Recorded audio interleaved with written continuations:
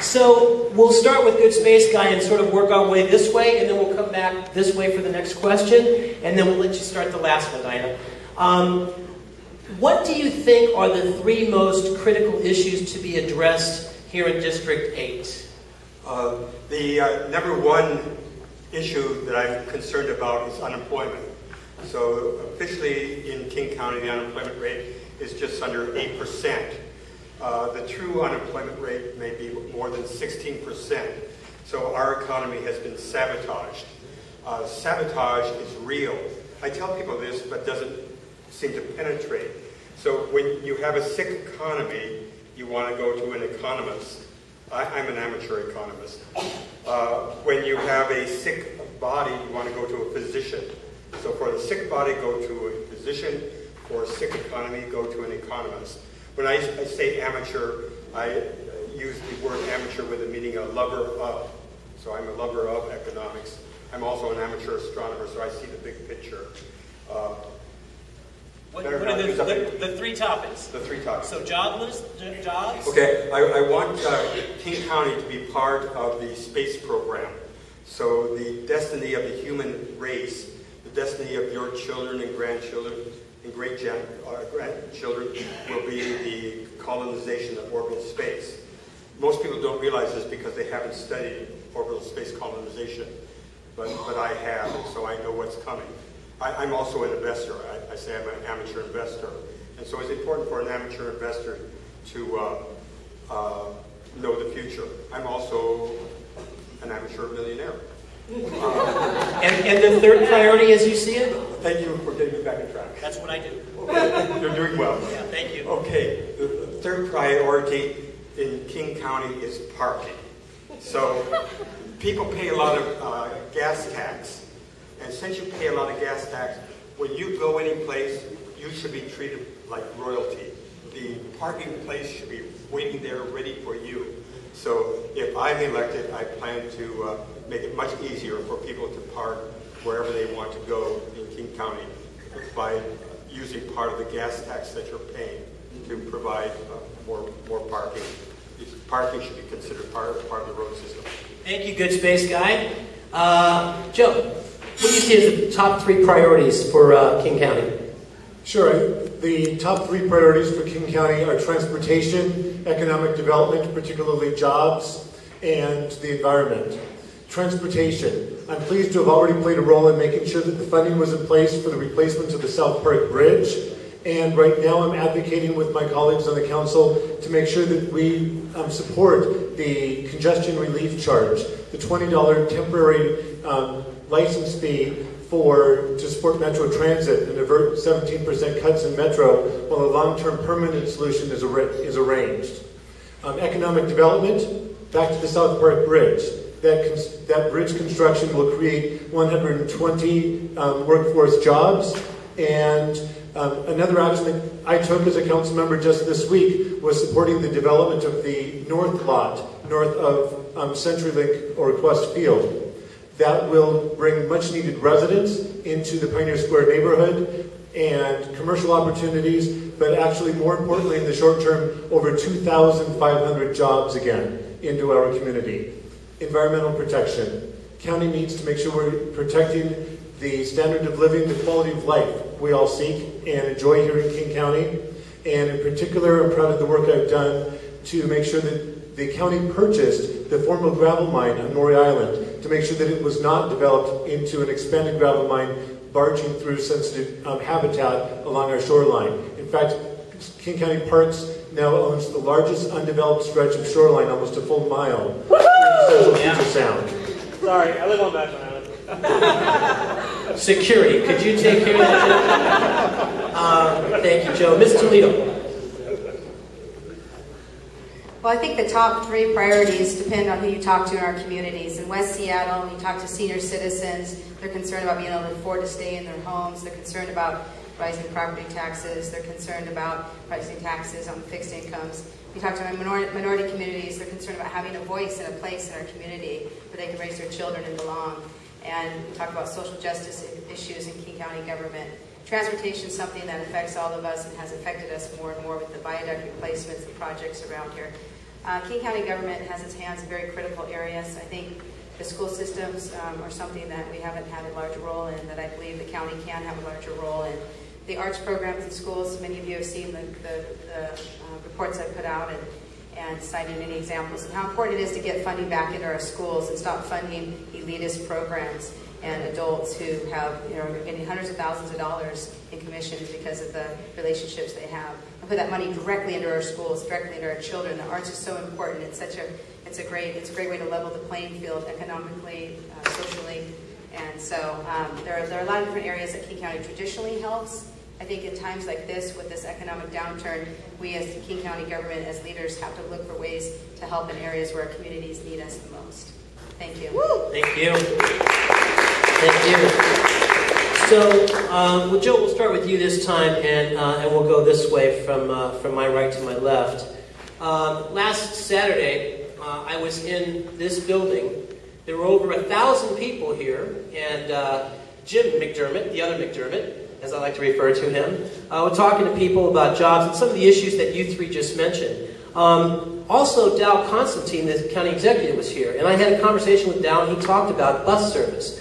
I teach 2 sections of English 101 this quarter, and I asked my students this morning, anticipating this evening, how many of you will be affected if routes 125 and routes 128 that take students directly here to this campus are reduced or eliminated? And out of 54 students, 10 hands went up. So that's about 20% of my class. And we're talking about the most diverse cross-section of Seattle there is. So I guess what we want to know is, in this economic crisis where we obviously can't fund every bus route that we would like to, how are we going to prioritize the routes that we're going to reduce or eliminate?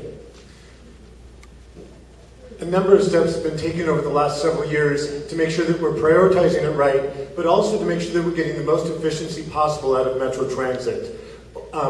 The ongoing budget savings from year to year for Metro, due to the reductions, are $143 million a year. They've eliminated over 100 jobs, and let's remember that over the last 4 years, fares have already gone up 80%. Yet Metro is still faced with a $60 million budget gap, despite all of those savings and those efficiencies going into the next budget year. That's why I'm supporting the $20 congestion relief charge to maintain that service. Otherwise, the county faces a 17% cut in our service hours. And that would not only just, you might think that would affect 17% of the bus riders. No, that actually would affect 80% of people riding the bus. As we've prepared to ask the public to step up and support Metro in this way, we've also adopted, with my support on the council, a new strategic plan, making sure that what we're looking at to allocate Metro service is productivity, geographic distribution, and social justice, to make sure that we're not leaving any communities out. And that's important to the students served here in South Seattle Community College and throughout the 8th Council District, particularly when we're talking about routes that provide those vital east-west links in West Seattle that are hard to come by. Right. Right. Thank you. Diane? Same question about bus routes. Well, I didn't really think you answered the question, so if you're really saying specifically what are we going to do, or can you ask the question again, because it looks like we are... Basically it is, how are we going to prioritize the routes that we're reducing or eliminating, especially when you consider that such a diverse population is used, and it affects jobs in a direct way. If I can't take the bus to get to my job, I'm going to lose my job. I understand the question. I just didn't think. I would like to hear the answer from Councilmember McDermott. Okay. What is the answer? How are we going to prioritize to make sure certain routes are cut? Do we cut routes 125 here, as Dante say, will affect so many of the kids here that go to school, or the adults, the people that go to school? Or are we going to cut routes that run into downtown Seattle, take people to work? What's the answer to that? What would you do? Well, I'll tell you what I would do. I wouldn't count any of the routes that are impacting the students and the businessmen. I would go out in the community and follow the strategic plan and follow the recommendation of the regional task force from 2 years ago and cut the routes that aren't being used, the empty buses. You know, we all see the empty buses and the inefficiency that exists in King County Metro. It doesn't matter if you cut 100 million, you cut 200 million, 300 million, if we've allowed it to balloon to a state where our overhead, our costs, our administration, and our inefficiencies are so great. We need to continue to take more cuts to the inefficiencies to eliminate the routes that don't exist, and to threaten children and kids and seniors and those that are that need transportation to get anywhere, and to force them to come out in droves, hundreds or thousands, to come out to testify how important buses are. We know how important buses are. We don't need anyone to tell us how important the buses are to get us to where we need to go.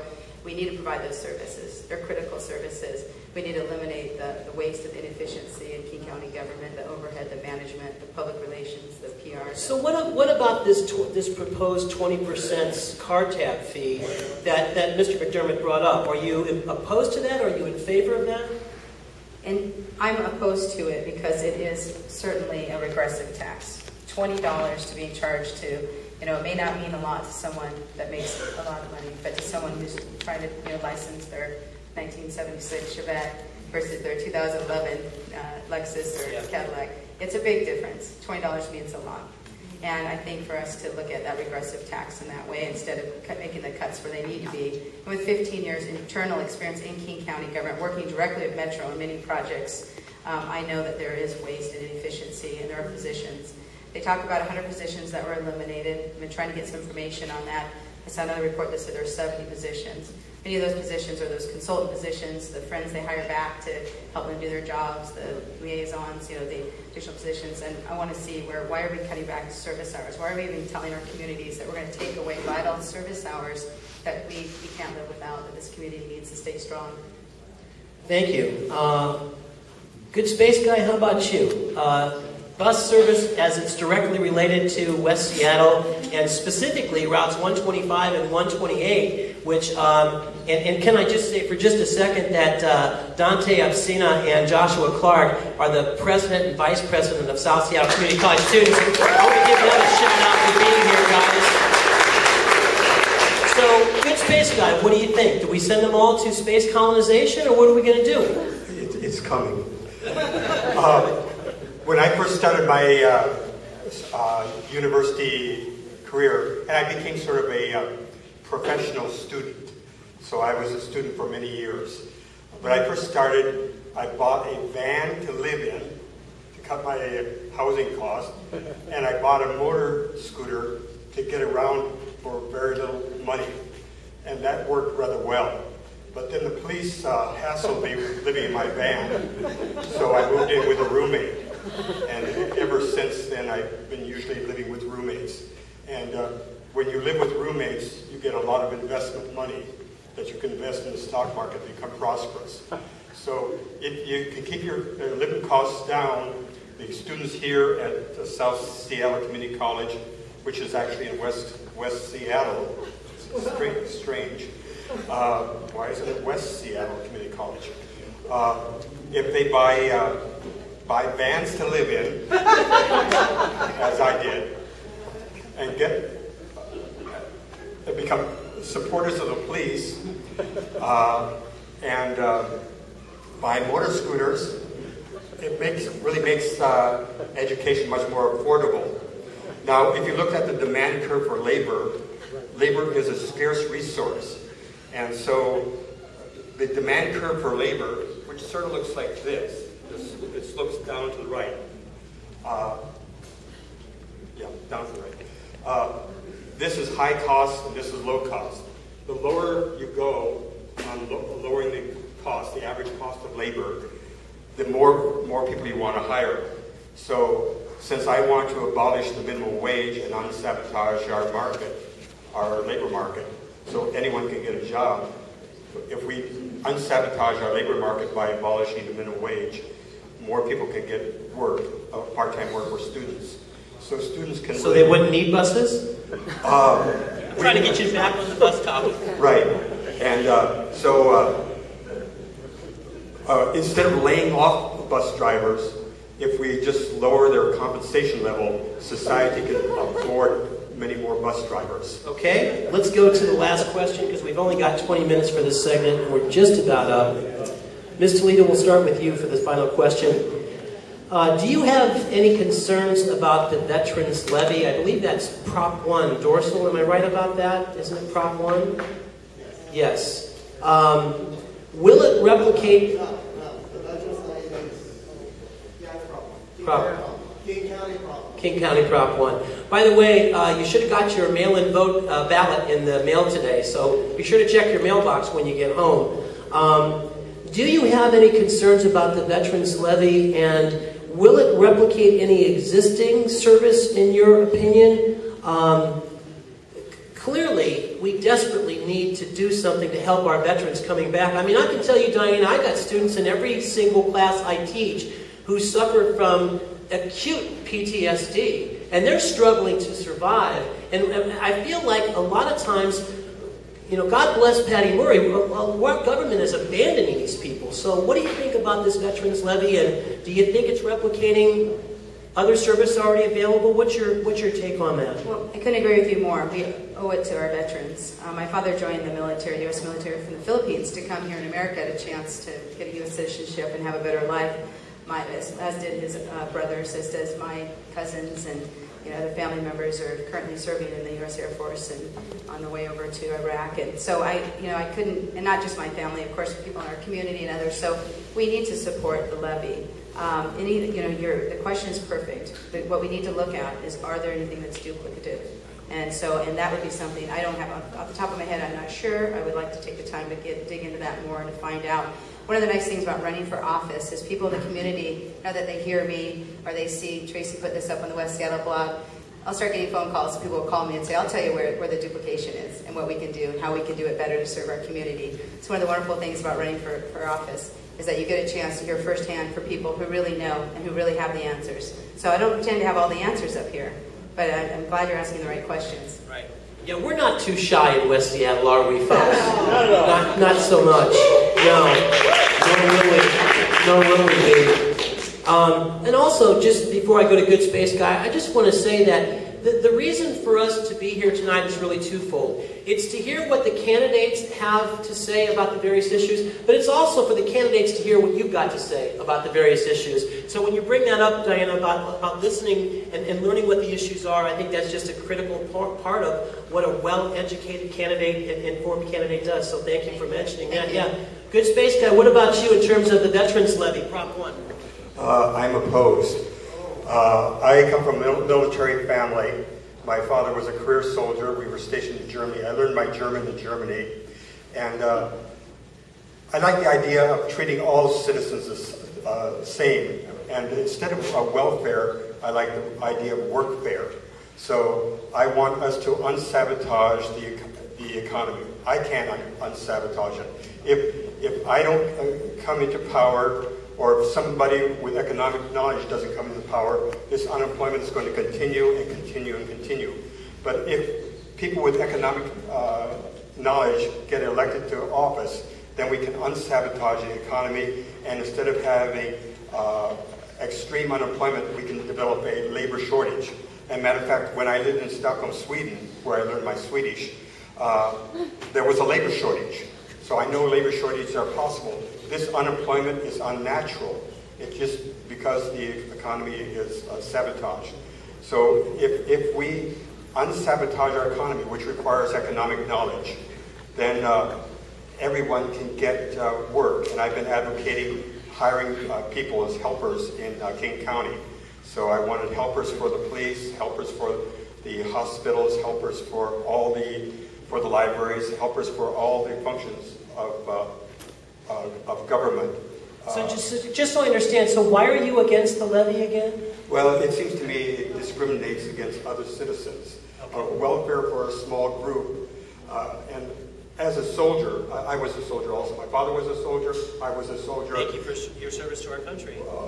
Thank you, Mike. My father deserves more of that thanks than me. But soldiers are tough people. And soldiers can soldier on and work in our economy. So I don't like the idea of welfare for soldiers. I like workfare for soldiers. Thank you very much. We give the last word to you, Mr. McDermott. Thank you. 5.5 years ago, the county created the Veterans and Human Services Levy. I support its renewal. It'll be on your August ballot. And I do support the renewal, the continuation of the existing levy. Half of the money goes for veteran services, half of the money goes for other human services. This is critical at a time when other support for human services in the county budget, and in fact in our state and city have declined dramatically. We need to make sure we're providing those services both for those veterans returning home, living here, but also for everyone else in our community too. This levy reaches out to everybody. It continues an existing levy. While we can certainly find efficiencies, that's the beauty of having citizens oversight panels. Separate panels for both the general human services and the veterans. So we'll weed out any duplication, but the actual issue on your ballot will be continuing an existing levy, not at all duplicating any existing services. Thank you. Can we hear it for our King County candidates? You guys are great.